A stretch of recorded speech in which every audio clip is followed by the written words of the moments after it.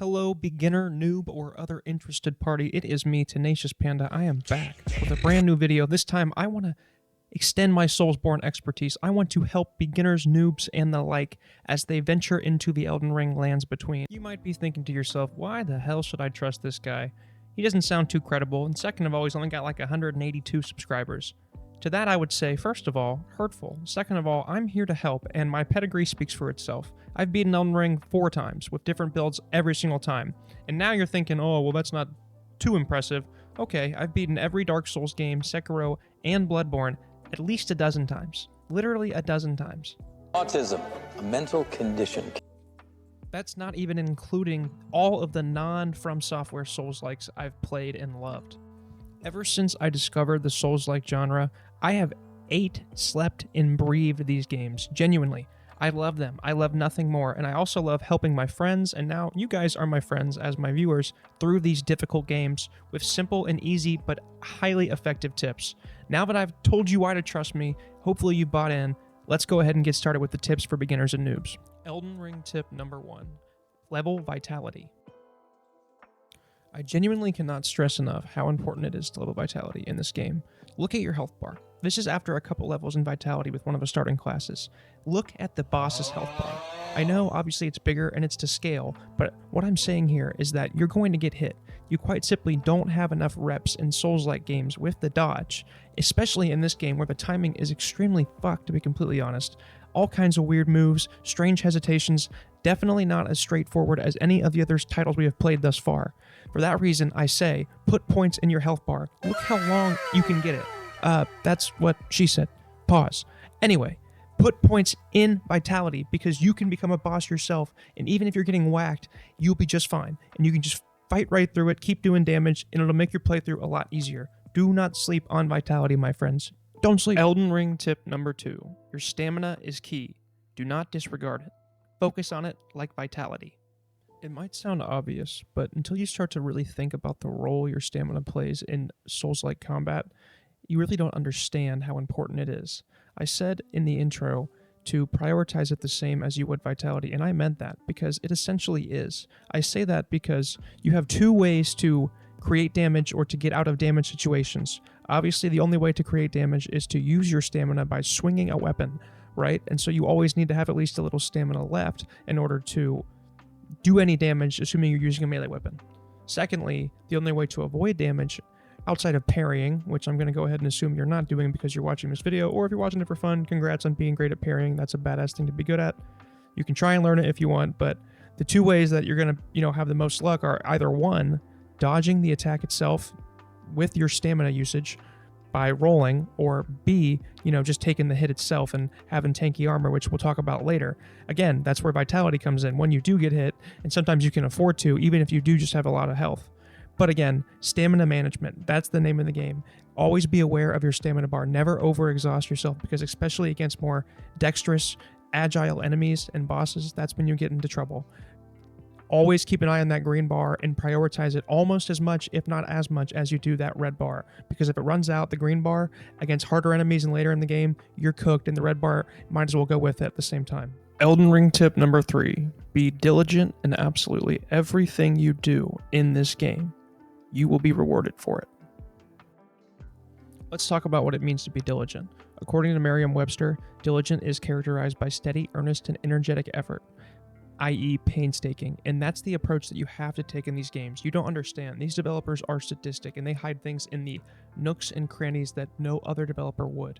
So, you have to be absolutely painstaking. Turn every rock over, look everywhere, kill every enemy just to see what they drop. Kill them twice, maybe 3 times, because at the end of the day, you never know what special weapon or item drop will unlock your build, or where it is on this absolutely sprawling map. You have to be diligent. There's other ways to apply this to your strategy as well. Being diligent when it comes to dying. Dying is a part of the Dark Souls experience. It's a part of the Elden Ring experience. It's part of the Souls-like experience.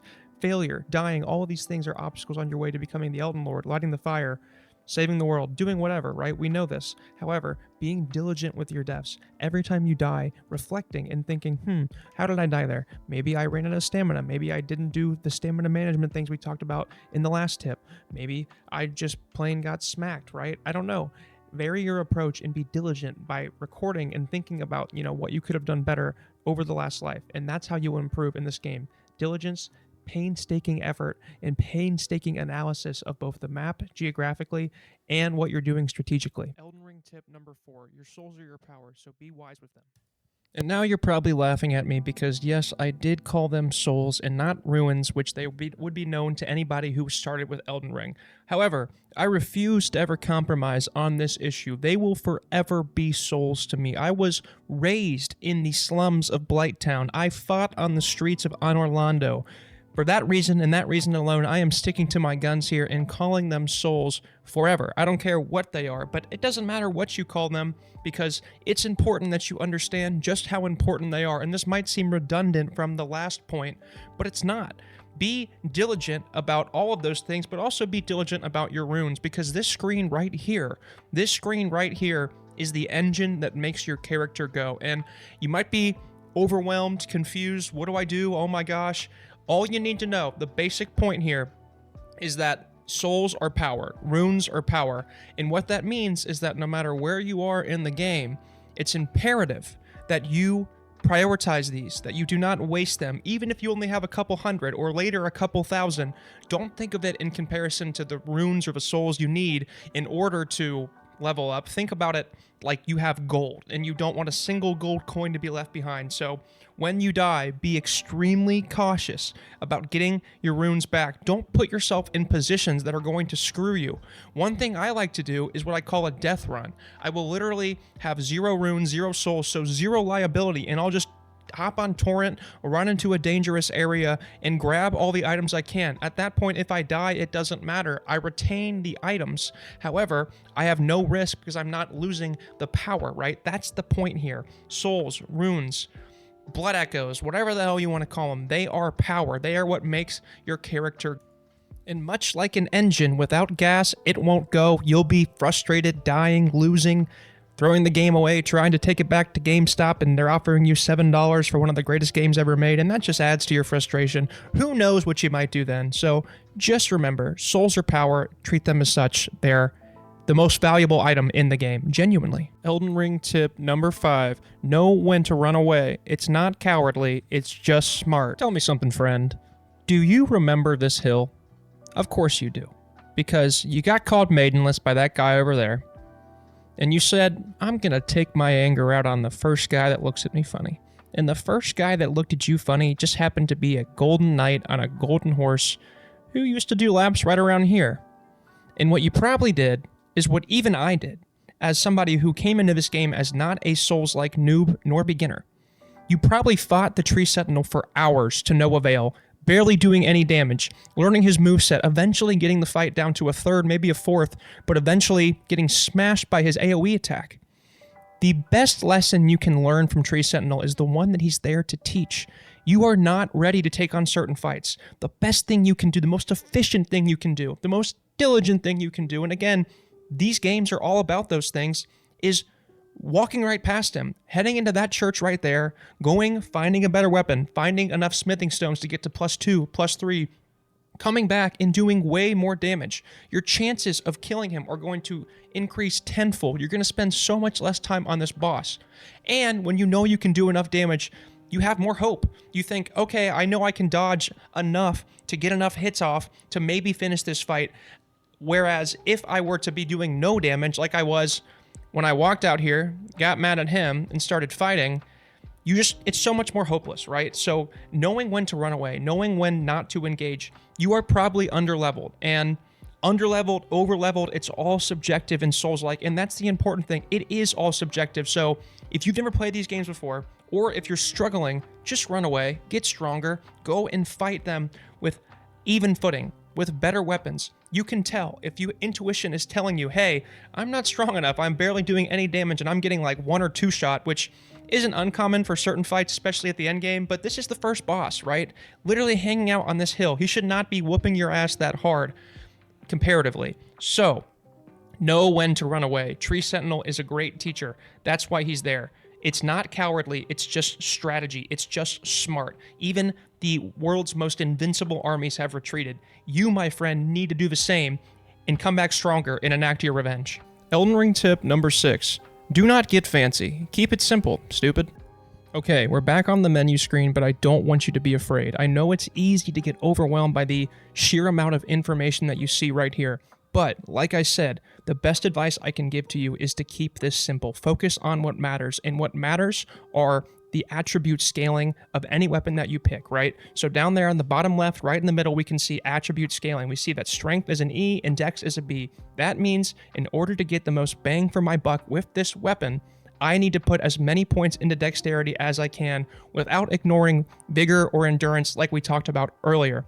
The number one pitfall that new players fall into when getting into Souls-likes is they think it's like any other RPG where the goal is to make your character well-rounded and balanced. That is not the case here. You want to specialize. Specialize, my friend. Don't get fancy. Don't be on Fextra Life trying to find crazy builds that involve 2 or 3 attributes. Save that for once you're more comfortable playing these games. For now, my advice to you is to pick a weapon, to get it up to scaling either heavily, A or S, with strength or dex, and funnel all of your points outside of your health and endurance into that damage stat. Only one. Do not try and specialize. That is suicide in Souls-like games. I'm telling you right now. Specialize and die. Simplify and survive and win and become the Elden Lord. The choice is yours, my friends. Elden Ring tip number 7. Find yourself a decent armor set. It's not uncommon to see zany, half-naked From Software characters rolling around, barely getting touched, and doing insane damage to bosses all across the game content mediums you may watch. These people have played for thousands of hours. They're doing challenge runs, glass cannon builds, complex, highly expert maneuvers and techniques that I would not recommend for new players. So don't emulate them. Like I talked about, beginners and noobs, you're gonna get hit. You're gonna get hit a lot. Even players who have hundreds, thousands, tens of thousands of hours in these highly difficult games still mess up and still get whacked and killed often. So when you do get whacked, what's the first failsafe? Well, we talked about earlier, it's your vigor, vitality, right? It's your health.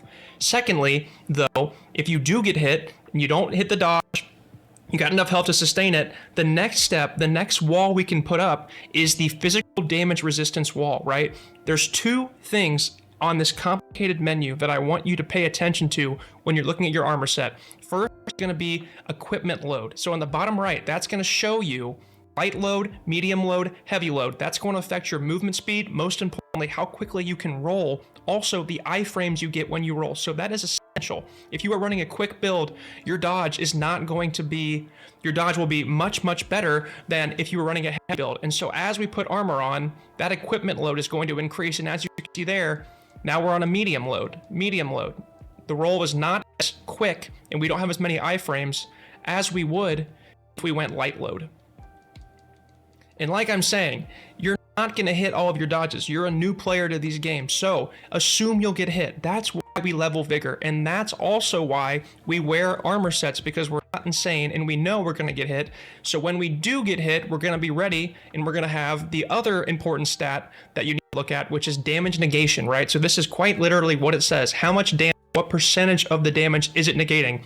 Physical. I would not worry about strike, slash, and pierce. That's somewhat intuitive, but just look at physical if you're getting hit. If you're taking certain elements of damage, magic, fire, lightning, holy, those same numbers are just percentages too. So look at your armor, think, oh, I'm getting killed by the lightning. Luckily, I have some great lightning armor I can put on, and that's going to negate a lot of that damage, right? While also keeping an eye on your equipment load. So that way you can find the perfect balance. You have a good amount of health just in case you get hit. You have a good amount of armor just in case you get hit. You also have a decent amount of endurance, and you're managing it in order to get out of situations where you might get hit.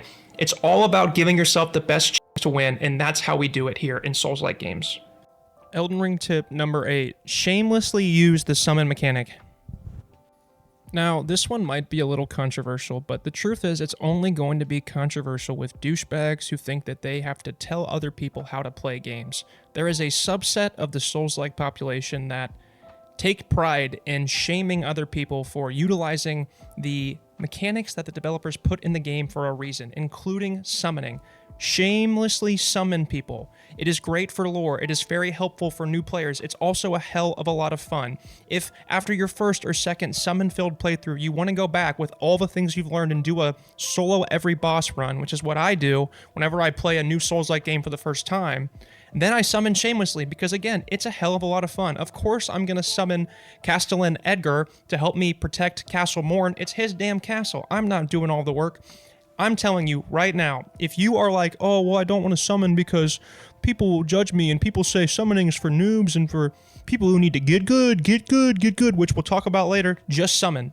It'll be fun, and it's your game. You spent the money on it. You deserve to play it how you want. Elden Ring tip number 9, examine merchant inventory carefully. They usually have some valuable stuff. This is a big one, and one that new players often overlook. These merchants, although they seem innocuous and they're oftentimes hidden away in corners and crevices of the world, contain some excellent inventory, no matter which point of the game you are in. This is especially true for the beginning of the game, which might be where you are or where you gave up a year or two ago, and now you're back in this video. Look, for example, on the merchant's inventory in the Weeping Peninsula, somewhere you can immediately go in the beginning of the game. It's hidden away in the corner of the peninsula, which, same as we talked about with the items and diligently searching for items in places you wouldn't expect them, merchants and the most valuable items they sell are often the same way, in places you wouldn't expect them. It's just how FromSoft and Souls-likes do it. Look at this. Weeping Peninsula, lantern. A lantern is one of the most valuable items in the game. I'm not kidding. It is perfect. It's so much better than a torch, and you would never find it. There's one other place to find it, but a great place to do it. You can get immediate smithing stone 2s, something that might help you get through Limgrave, beat Margit, maybe Godric, right? He carries 3 stone sword keys, very important key items to open closed doors and different things. A Zweihander, which is a great weapon as well, among a bunch of other stuff. So all I'm saying is, make sure when you find a merchant, look for merchants first of all, but when you find one, make sure you examine the inventory carefully. This is also a great time to use your Consuma Souls, like we talked about, right? You want to use your Consuma Souls, the golden runes, before you end up needing them, right? Exactly when you need them. So when you find a merchant with good stuff, now's the time to break out all these souls, baby, use them all, and then buy what you need, move on, and know, okay, I never have to go back to that merchant again. Just make sure you're checking out their inventory and thinking, could I use this? Would it help me, especially in the beginning of the game and as you continue to explore the more hidden areas? Our final Elden Ring tip, number 10, remember to get good, baby. Remember when I mentioned that subset of neck-bearded douchebags in the From Software and Souls-like community who have done certain things to new players that have made them think, do I really want to play these games? Do I really want to be a part of this community? Well, one of those things is hijacking a term known as Git Gud. It's one you've probably heard, you've probably seen thrown around in many different ways, maybe disparagingly, often disparagingly, and that's a real shame because I'm here to tell you about the origin point of Git Gud. Now, Git Gud is meant to be a phrase of encouragement, not, hey, dumbass, get good. No, get good. Believe in your potential to get good. Everything we've talked about, every technique, every skill, every tip I've given you are things that I learned through the process of playing these games, through the process of getting good. And I come back to the one about being diligent with death, about being diligent and learning from everything you do in these games. And that is what getting good is. Look at my character. This is baby Sephiroth. You're wondering, where's his hair? Well, I'm going to have his hair get longer every time I fight a milestone boss. But that's a different story. What matters is that right now, he is a kid. He is a child. He is level 25, barely beaten any bosses, much like you are, new to Elden Ring. But is he afraid? Probably. He's afraid, but he's not going to quit. And that's what get good means. It means don't quit. Believe in your ability. Believe in your ability to get good at these games. So when somebody, a Souls veteran, anybody tells you get good, know that this was originally a phrase of encouragement. Remind them if they're using it disparagingly so, and trust in the fact that this is a fantastic community. Yes, there's a subset that have done things that make me go, oh my God, come on, we're better than this. But that's true for any major gaming community because people are passionate, and there are nobody more passionate than Souls fans because it takes time and dedication and effort to get good. It takes all of the things that we've talked about that I did not just learn in a day. I learned playthrough over playthrough, you died screen over you died screen, forever into eternity, and I'm still getting good. Getting good is an endless process. You, my friend, have taken the first major step, I hope, towards getting good by watching these videos. Next step, go implement these techniques. Fight that new boss. Level up. Don't be afraid to run away. Like and subscribe my channel because I am creating all kinds of content about Elden Ring, Souls-likes, and other video games that I love. I'm Tenacious Panda. Thank you so much for being here. Have a great rest of your day. Remember to go get good and become the Elden Lord. I have faith in you, Tarnished.